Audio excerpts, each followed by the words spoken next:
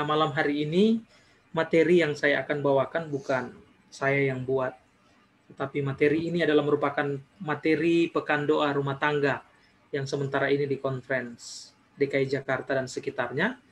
Dan materi ini dibuat oleh Dr. Alvin Rantung yang ada di Rumah Sakit Advent Bandung. Kenapa saya tidak rubah materi ini?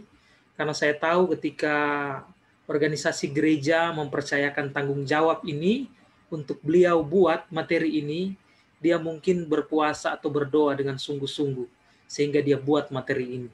Dan untuk itu, saya tidak merubah supaya kita juga mendapatkan berkat dari materi ini dan materi ini dapat membawa perubahan di tengah-tengah rumah tangga kita dari hari ke hari. Baik, dengan judul nasihat menghadapi pasangan yang keras kepala. Waktu saya baca, lumayan juga ini judul ini, saudara-saudara sekalian ya. Nasihat menghadapi pasangan yang keras kepala. Langsung terfikir saya ini keras kepala atau tidak? Ya, istri saya katakan, coba baca baik-baik judul itu dan renungkan siapa yang keras kepala di antara saya dan istri. Nah, ini dia. Nasihat menghadapi pasangan yang keras kepala. Kehidupan rumah tangga terkadang tidak selalu berjalan dengan mulus dan sesuai apa yang diharapkan tentunya. Setiap kehidupan rumah tangga pasti menghadapi ragam permasalahan, mulai dari permasalahan keluarga, anak, hingga permasalahan karakter dari masing-masing pasangan itu sendiri. Salah satu permasalahan yang mungkin akan dihadapi adalah karakter pasangan kita yang keras kepala. Ya. Banyak yang sudah pengalaman ini, saudara-saudara sekalian. Masih pacaran, aduh enak sekali ya. Baku panggil sayang, honey, bahkan katanya kalau mau berjalan berdua, kalau kaki satu jatuh, aduh kenapa sayang, kenapa kakinya jatuh ya. Atau kaki ada terkena batu, langsung diusap-usap. Tapi ketika sudah menikah, langsung suami bilang, pakai itu mata. Ya, itulah respon alami dari katanya pasangan yang sudah lama dari pacaran sampai di fase yang sudah menikah. Jadi sangat-sangat menarik untuk kita pelajari pada saat ini. Bukan tidak mungkin ketika berpacaran dulu, Anda tidak menghadapi sifat pasangan yang keras kepala ini. Sehingga saat berumah tangga, ada berbagai macam faktor yang membuat pasangan Anda jadi berubah demikian. Masih pacaran, karakternya belum keluar. Masih sayang-sayang dan luar biasa. Tetapi ketika sudah menikah, aslinya keluar ya. Bukan lagi sayang-sayang yang keluar, tetapi makian dan beberapa hal yang lain. Nah, lalu apakah ada solusi untuk mengatasinya? Apakah solusi yang bisa kita dapati dalam menghadapi pasangan yang keras kepala? Tapi sebelumnya mari kita lihat definisi keras kepala. Dalam Kamus Besar Bahasa Indonesia, keras kepala ini adalah tidak mau menurut nasihat orang. Arti yang lain adalah menganggap pilihannya sebagai yang paling tepat atau paling benar, yang memang tidak ada orang lain benar dalam pandangan. Sedangkan Kamus Cambridge mendefinisikan arti keras kepala sebagai seorang yang bersikukuh melakukan hal yang ada dalam benaknya dan di saat yang sama menolak mengerjakan hal lain hingga keinginannya tersebut dipenuhi ya. Jadi ini adalah definisi dari keras kepala. Mari kita lihat. Sementara dari segi psikologi, keras kepala berarti sikap seorang yang menolak mengubah pendirian. Kalau sudah begitu ya saya, kamu. Nah, hati-hati. Kalau sudah bilang saya, kamu. Ya, pendirian yang tidak mau berubah. Orang yang keras kepala memiliki prinsip, yaitu saya tidak akan berubah. Anda pun tidak bisa memaksa saya untuk berubah. Walaupun sudah pada posisi yang salah, tetapi tetap pada pendiriannya, tidak mau berubah. Tapi mari kita lihat ya. Firman Tuhan berkata dalam Yeremia 17 ayat 23. Namun mereka tidak mau mendengarkan dan tidak mau memperhatikannya. Melainkan mereka berkeras kepala sehingga tidak mau mendengarkan dan tidak mau menerima teguran. Hati-hati ya. Belum tentu kehidupan kita benar, cara respon kita di dalam rumah tangga belum tentu benar, tetapi kita harus hati-hati dan selalu mengoreksi diri kita. Apakah kita termasuk dalam pasangan yang keras kepala atau tidak. Nah, Mengapa seorang bisa dikatakan keras kepala? Alasan dibalik sikap keras kepala seseorang bisa beraneka ragam. Namun, pada dasarnya manusia adalah makhluk yang mendasarkan perilakunya terhadap dirinya sendiri. Ingin mendapat reward, ingin mendapat penghargaan, di mana keinginannya yang dipenuhi, serta berusaha menghindari sesuatu yang tidak menyenangkan untuk dirinya. Berdasarkan hal tersebut, penyebab seorang menjadi keras kepala dapat diprediksi seperti beberapa hal berikut. Yang pertama, karakter. Ya. Ada orang yang keras kepala karena itulah karakter yang melekat dari dirinya sejak masa kecil. Nah, ini yang mungkin bisa kita lihat dan sehari-hari terjadi dalam ruang lingkup keluarga kita. Ketika kita dididik dari kecil, kita melihat mungkin orang tua kita, mama kita atau papa kita ya mempunyai karakter yang memang sering kita lihat, maka kita juga akan menghasilkan satu karakter yang bisa jadi keras kepala. Kalau orang tua kita keras kepala, kita juga akan menghadapi hal yang sama. Individu yang memiliki karakter keras kepala ini akan mudah tersinggung atau bahkan marah dengan orang lain yang memiliki pemikiran berbeda dengan entah itu benar atau salah, namanya berbeda, ya pasti akan di-defense. Amsal 29 ayat 21. Siapa memanjakan hambanya sejak muda, akhirnya menjadikan dia keras kepala. Hanya ada orang bilang, oh kalau sudah karakter bagaimana? Saya tidak bisa berubah pendeta. Ya, tapi hidup itu butuh proses dan Tuhan bisa memproses kita dan Tuhan bisa mengubahkan kehidupan kita. Berikut, ada tujuan tertentu ya kenapa orang keras kepala. Seseorang bisa menjadi keras kepala karena itulah satu-satunya sikap yang dapat mengantarkannya kepada tujuan tersebut. Nah, pembicara di sini memberikan contoh sederhana. Ada seorang yang bersikeras tidak mau menuruti permintaan istrinya untuk tidur cepat ya, karena besok pagi dia akan berangkat atau tugas keluar kota. Nah, tetapi ini suami ini dia suka main game online. Dan di sini jika ia menuruti permintaan istrinya tersebut, maka sang suami tidak akan bisa bermain game favoritnya di malam hari. Sehingga ia memilih bersikap keras kepala dengan tidak menuruti permintaan istrinya.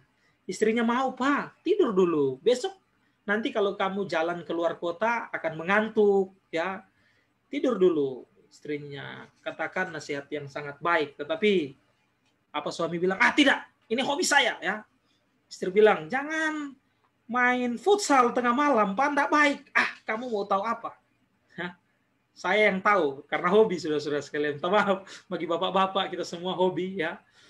Kita semua mungkin mempunyai hobi yang ada, tetapi istri kita mempunyai tujuan yang baik untuk kita. Tetapi karena kita sudah mempunyai konsep, makanya kita menolak untuk ditegur, dan pada akhirnya kita mulai keras kepala. Berikut, Nehemia pasal 9 ayat 17a. Mereka menolak untuk patuh dan tidak mengingat perbuatan-perbuatan yang ajaib yang telah kau buat di antara mereka. Mereka bersitegang leher, malah berkelas kepala untuk kembali ke perbudakan di Mesir. Tuhan punya tujuan yang baik bagi bangsa Israel melalui hambanya Musa, bawa mereka. Tetapi mereka rindu untuk kembali ke perbudakan di Mesir. Karena mengingat hal-hal yang enak. Padahal ada sesuatu yang luar biasa yang disediakan Tuhan pada saat-saat yang akan datang. Yang berikut, bisa juga balas dendam kenapa seseorang itu menjadi keras kepala. Percaya atau tidak, ada orang yang hanya bersikap keras kepala ke pihak-pihak tertentu saja yang pernah menyakiti hatinya atau yang tidak memenuhi keinginannya. Ini dia ya. Ada orang yang memang keras kepala kepada musuhnya, kepada orang-orang tertentu. Sikap ini mungkin muncul sebagai bentuk balas dendam dalam bentuk pasif agresif. Saudara-saudara sekalian, ini sering kita dapati di dalam rumah tangga atau sering kita dapati di dalam kehidupan berjemaat dan kehidupan masyarakat. Ada orang yang memang keras kepala kepada orang-orang tertentu. Di kantor mungkin saya lihat, di manajer ini saya paling marah ya. Atau rekan kantor ini dia tidak klop dengan saya. Makanya walaupun ada hal yang baik yang disampaikan orang itu kepada kita, kita tidak akan peduli ya. Karena kita sudah ada masalah dengan dia, balas dendam. Firman Tuhan mengatakan Kisah 7 ayat 51. Hai orang-orang yang keras kepala dan yang tidak bersunat hati dan telinga, kamu selalu menentang Roh Kudus sama seperti nenek moyangmu, demikian juga kamu. Luar biasa. Tipe keras kepala beragam. Dengan yang paling menonjol adalah mereka yang selalu menganggap dirinya benar sehingga menolak untuk mengalah. Saat bertukar pikiran sehingga menjadi sangat emosional. Atau dia hanya berdiam diri, bahkan menghindar dari pembicaraan tersebut, tetapi tidak melakukan apa yang diminta. Untuk itu, saudara-saudara sekalian, di sini ada nasihat firman Tuhan melalui hambanya, Nabi Tuhan Ellen White. Membina keluarga bahagia halaman 47 dia mengatakan begini. Mereka dimanjakan dan kesombongan memperhamba mereka. Mereka dibiarkan menurut kehendaknya sendiri.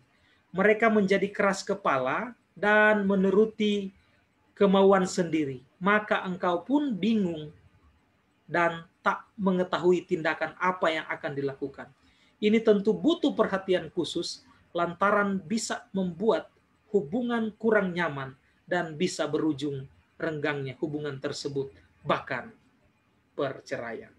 Hati-hati juga dengan keras kepala ini, akan berujung kepada sesuatu hal yang besar, bahkan bisa kepada perceraian.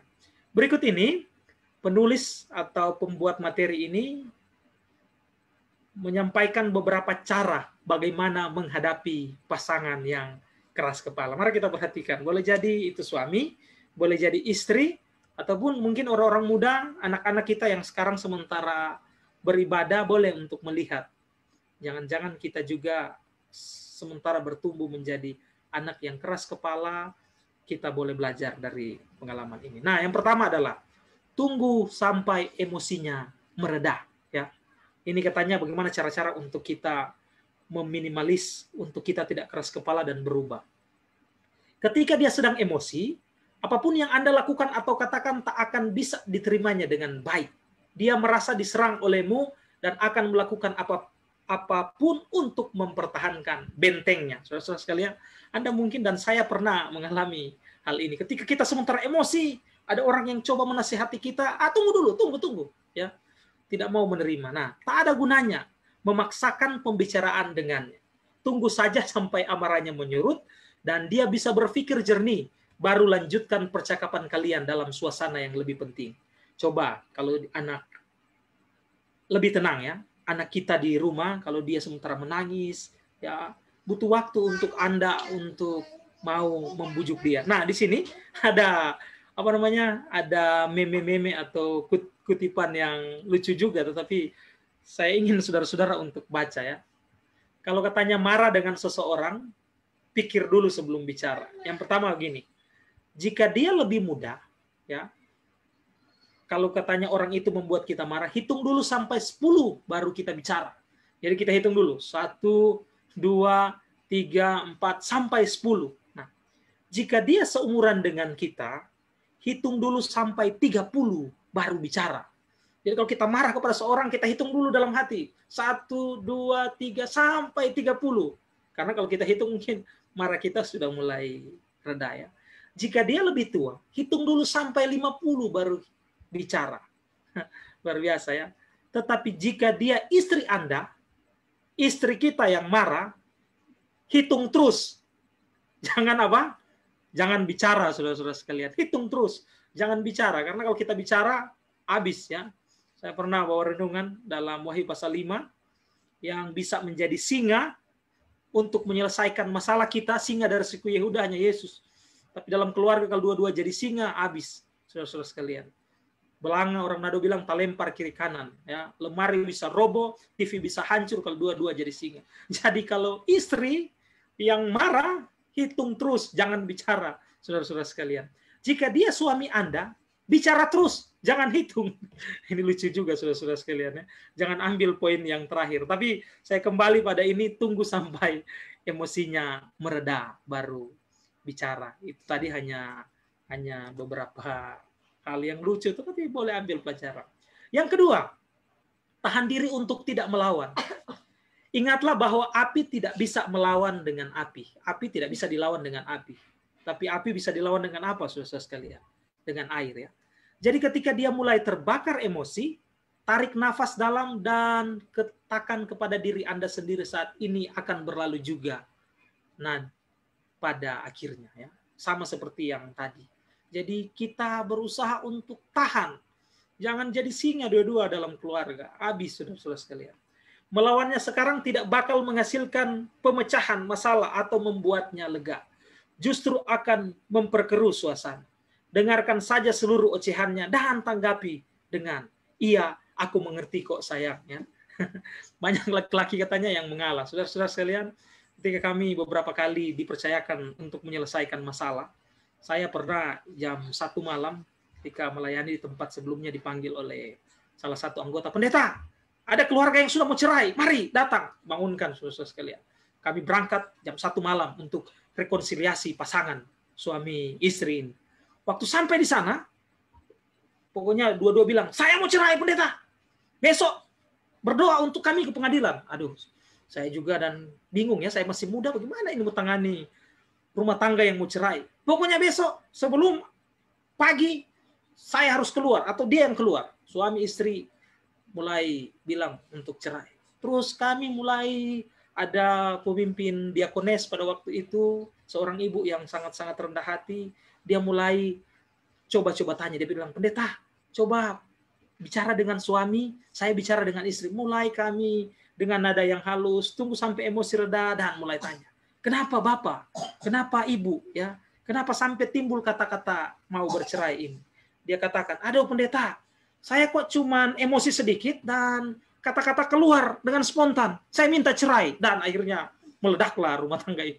Ya, untuk itu saudara-saudara sekalian, di saat marah jangan kita buat keputusan atau kata-kata kita bisa mempengaruhi percakapan kita ini akan meluas dan menjadi masalah yang besar. Tahan amarah kita. Biarkan kalau yang satu bicara, dia bisa bicara untuk mengeluarkan emosinya. Yang ketiga, sampaikan maksudmu dengan jelas. Orang yang keras kepala sulit menerima hal-hal luar nalarnya. Maka itu, ketika sedang menyampaikan maksud Anda, jangan berputar-putar atau mengundang makna tersirat. Jelaskan dengan runtut, jujur, dan dengan logika yang mudah diterima. Hindari berkata, pokoknya aku maunya kamu begini, atau aku nggak suka kalau kamu begitu. Gantinya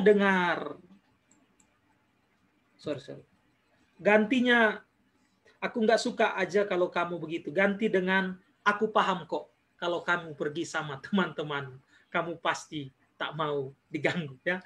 Jadi ini ada beberapa contoh saudara-saudara sekalian. Bagaimana di sini kita kadang-kadang suka, saya mau kamu berubah, saya mau kamu bertobat. Padahal kita belum bertobat, saudara-saudara sekalian. Saya mau rubah kelakuan kamu, ya. Kamu pemarah, padahal saya lebih pemarah dari istri saya. Jadi rubah kata-kata yang bijaksana dan bisa untuk menetralisir emosi. Tapi kadang aku cemas juga, kan kamu kalau main sama mereka pulang bisa sampai larut malam. Nah, ini contoh-contoh ilustrasi yang disampaikan oleh penulis khotbah pada saat ini. Anda pasti mengerti cara-cara itu, saudara-saudara sekalian. Yang berikut, bagian yang keempat, jangan memotong saat dia bicara. Biarkan dia menyelesaikan kalimatnya tanpa interupsi. Semakin sering memotong kata-katanya, dia akan semakin tak mau kalah. Anda juga akan lebih mengerti apa yang dia maksud kalau Anda menunggu hingga selesai bicara. Poinnya hampir mirip dengan yang tadi, ya. Menunggu satu berbicara, menghargai pendapat satu sama yang lain. Yang kelima, gunakan nada bicara yang rendah. Pasangan yang keras kepala selalu menganggap bahwa konflik atau perbedaan pendapat adalah medan perang yang harus ia menangkan. Jadi jangan sampai kamu menciptakan kesan bahwa kalian sedang bermusuhan. Caranya dengan menjaga nada bicara Anda agar tidak meninggi. Saudara-saudara sekalian, ada satu pasangan, beda suku, ya. Satu timur, satu barat. Saya tidak mau bilang suku apa, jangan saya salah bilang nanti saudara marah di saya, ya.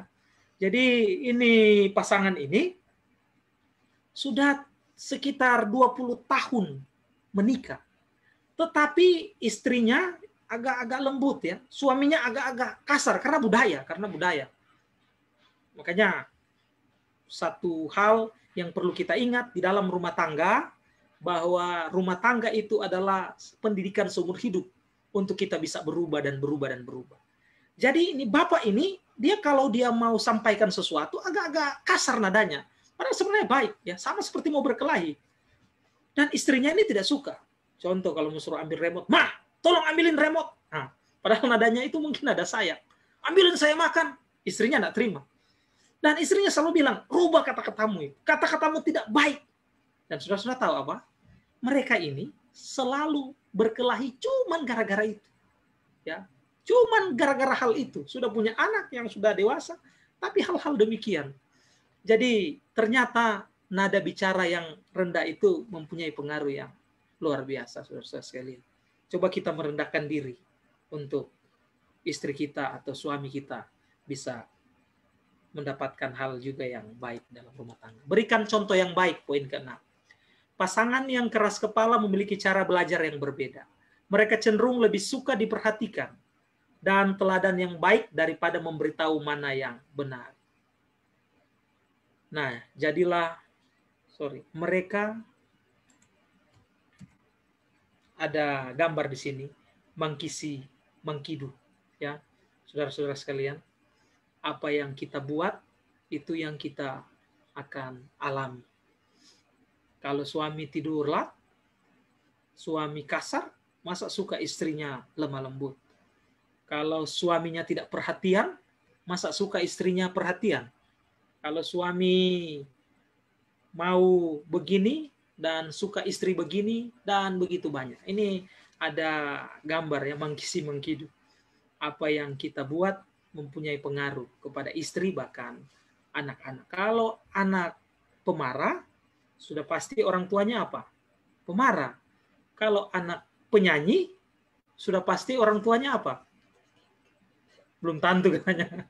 Ya, jadi rata-rata akan tertular apa yang kita tabur itu yang kita tuai ya. Jadi hukum alam orang bilang, saudara-saudara sekalian. Firman Tuhan katakan apa yang kau tabur itu yang kau tuai. Yang ketujuh, tunjukkan rasa sayangmu padanya. Nah, ini dia. Keras kepala itu tidak bisa dicairkan bila hatinya panas. Dengan menunjukkan perhatian dan rasa sayangmu padanya, dia akan perlahan luluh dan melihat bahwa ia bisa mempercayai Anda. Meskipun akan memakan waktu yang lama, nantinya kalian akan merasa sangat bersyukur memiliki satu sama lain. Tunjukkan rasa sayangmu padanya. Saudara-saudara sekalian, saya waktu dengar-dengar dari istri dan dari teman-teman cewek, perempuan, katanya ya, saya bukan perempuan, tetapi istri atau perempuan suka sekali kalau ada kata-kata sayang, walaupun sudah oma dan opa. Ya, sayang kamu makin cantik, sayang masakan kamu apa enak, ya, dan hal-hal yang berbau sayang. Ada seorang ibu bersama dengan istri saya, dia katakan kami sama-sama, dan dia bilang, "Pendeta, walaupun so tua, tetapi saya suka kalau memang suami saya menunjukkan kata-kata yang romantis atau mengungkapkan rasa sayang. Itu adalah merupakan nada yang sangat-sangat luar biasa. Walaupun tidak ada uang, tetapi luar biasa itu kalau dibisikkan di telinga, saudara-saudara sekalian. Walaupun katanya cuma makan dabu-dabu, ya. Walaupun suami PSBB tidak ada pendapatan, tetapi luar biasa ini kalau dipraktekkan. Yang ke-8, akhiri setiap argumen dengan baik.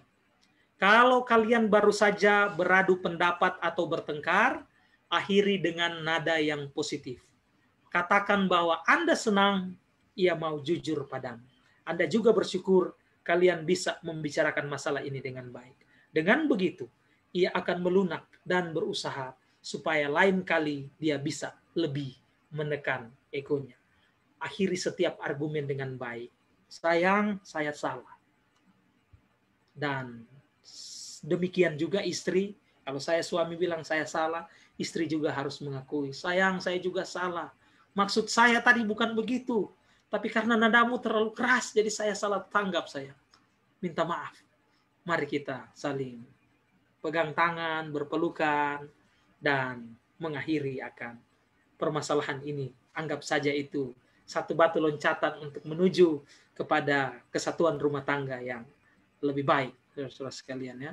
Jangan baku komen di Facebook, kamu begini begitu. Baku komen di Facebook akhirnya malu, terlanjur, ya sudah bisa saudara-saudara sekalian.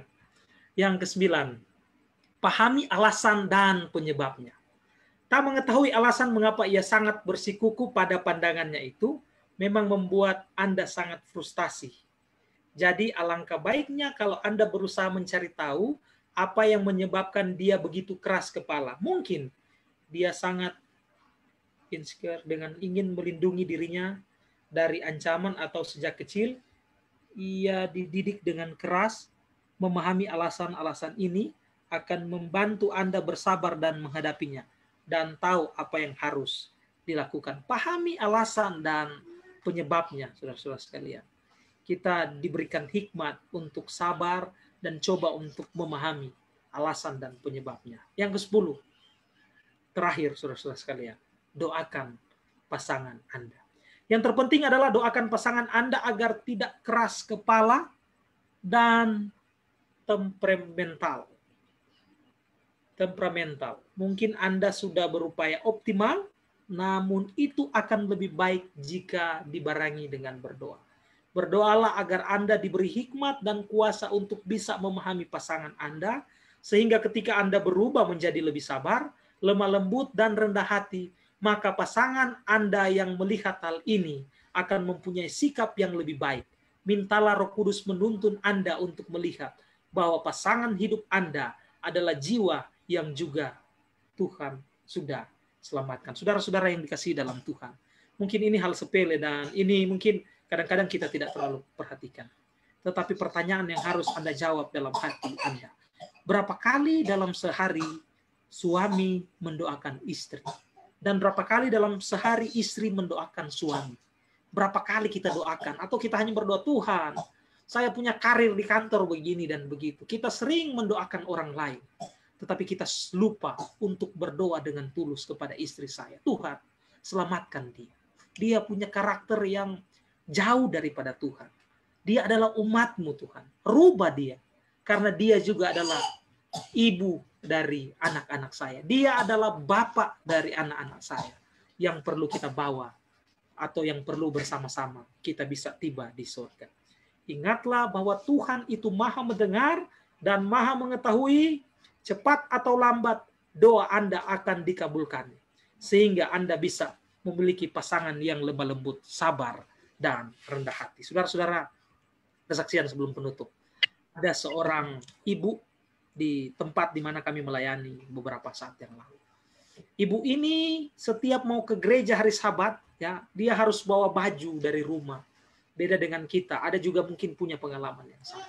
Dia bilang mau ke pasar, tetapi ternyata ke gereja. Suaminya sibuk. Setiap sampai di gereja pasti pulang dukdak dia punya hati. Aduh, ini kalau suami dapat tahu pukulan, ya. Dan betul, setiap sampai di rumah jadi bola pingpong dia, dipukul kiri, dipukul kanan, pak. Tetapi dia sangat komitmen di dalam rumah tangga. Dia katakan kalau sudah dipersatukan Tuhan tidak boleh diceraikan manusia. Penasihat-penasihat yang lain orang tua bilang kasih tinggal dia, ya. Dia itu tidak menguntungkan kamu. Dia itu tidak punya uang banyak juga yang kasih di kamu. Kamu dulunya senang dengan orang tua, sekarang dibuat bola, dipukul-pukul, dianiaya karena kebenaran. Dan dia coba bertahan, saudara-saudara sekalian. Setiap mau ke gereja, hal-hal akhirnya karena masalah agama ini, mereka mulai, karena masalah keyakinan, mereka mulai tidak ada keharmonisan dalam rumah tangga. Kata-kata sedikit pun salah, masalah dalam rumah tangga. Dan dia sangat bergumul untuk itu, saudara-saudara. Dan Anda tahu berapa tahun? 20 tahun dia berlutut berdoa di hadapan Tuhan. Dia bilang, Tuhan, suami saya ini adalah juga calon penghuni kerajaan surga. Ubahkan saya, mau untuk mengampuni dia, memaafkan dia. Dan selalu dia sambut dengan sukacita. Saudara-saudara, suaminya sekarang menjadi seorang pengurus jemaat dan menjadi seorang pimpinan jemaat. Berkat apa? Doa dari pasangannya. Boleh jadi Anda sekarang mempunyai karakter yang luar biasa, bukan karena Anda, tetapi itu doa istri Anda. Amin. Boleh jadi juga Anda seorang ibu, menjadi ibu yang luar biasa, itu bukan karena Anda, tetapi doa yang digumuli oleh suami Anda. Dia berlutut tengah malam, Anda tidak tahu. Atau sebaliknya, istri berdoa ketika Anda sedang tidur. Untuk itu, mari kita berdoa untuk pasangan kita. Bagian yang terakhir dari perkabaran firman Tuhan, Membina Keluarga Bahagia, halaman 100 mengatakan, sang suami maupun istri sekali-kali tidak boleh mempertahankan untuk menguasai.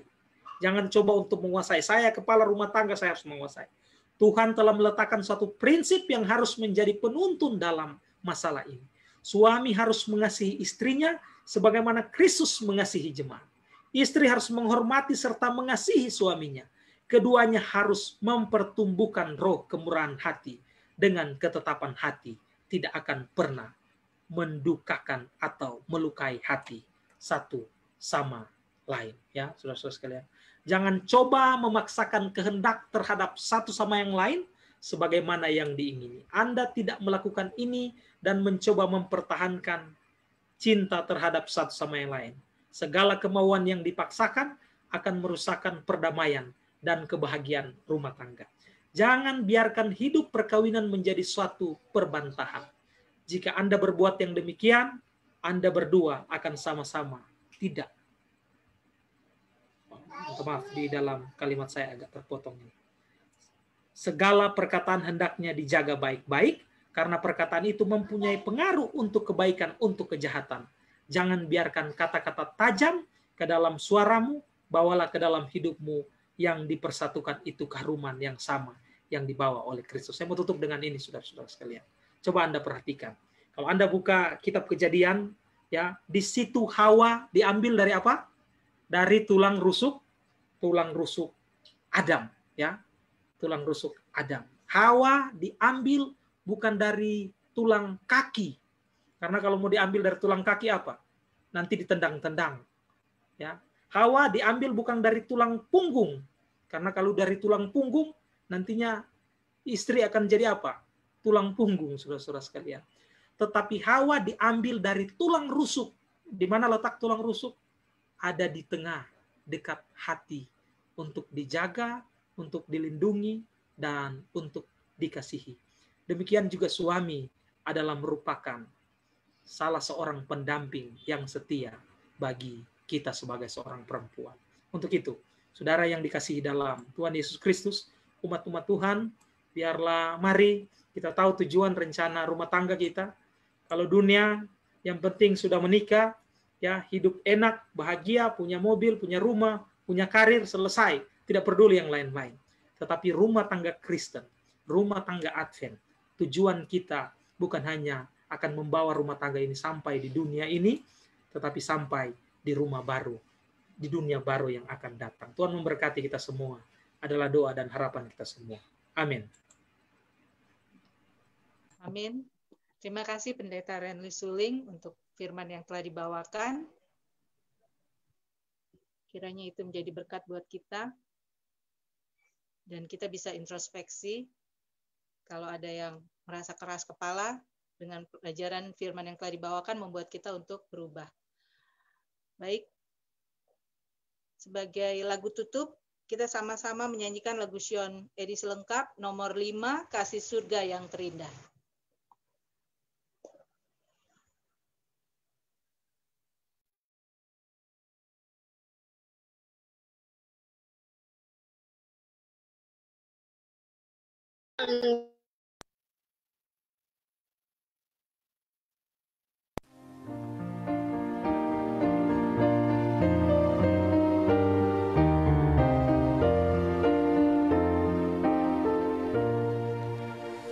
Kasih surga yang terindah turunlah pada kami, dalam kami bertatalah dan sucikanlah hati.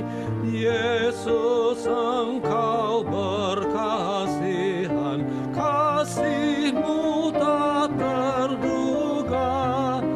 Marilah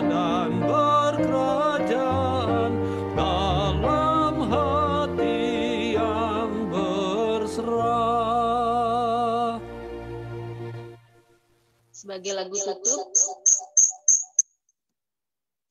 tutup dan sebagai doa tutup dan doa berkat untuk keluarga umat-umat di Taman Harapan, saya undang Pendeta Renly Suling untuk membawakan doa. Mari kita tunduk kepala dan kita bersatu dalam doa. Kita berdoa. Kami bersyukur, berterima kasih Bapa di sorga untuk kesempatan yang ada pada saat ini, di mana organisasi gereja melalui pimpinan rumah tangga memberikan wadah untuk kami bisa menikmati berkat Tuhan melalui pelajaran rumah tangga yang kami belajar malam hari ini. Sesungguhnya materi ini bukan untuk orang yang lain di luar sana, tapi sesungguhnya materi ini adalah untuk kami, anggota gereja Masyiatan Hari ke-7, yang butuh untuk merubah kembali komitmen kami, kembali seperti komitmen mula-mula, yaitu tujuan rumah tangga, untuk kesejahteraan keluarga, untuk kesejahteraan negeri kami ini, bahkan untuk mengembalikan peta Allah yang hilang. Untuk itu Tuhan, manakala ada hal-hal yang membuat kami keras kepala, baik hamba-Mu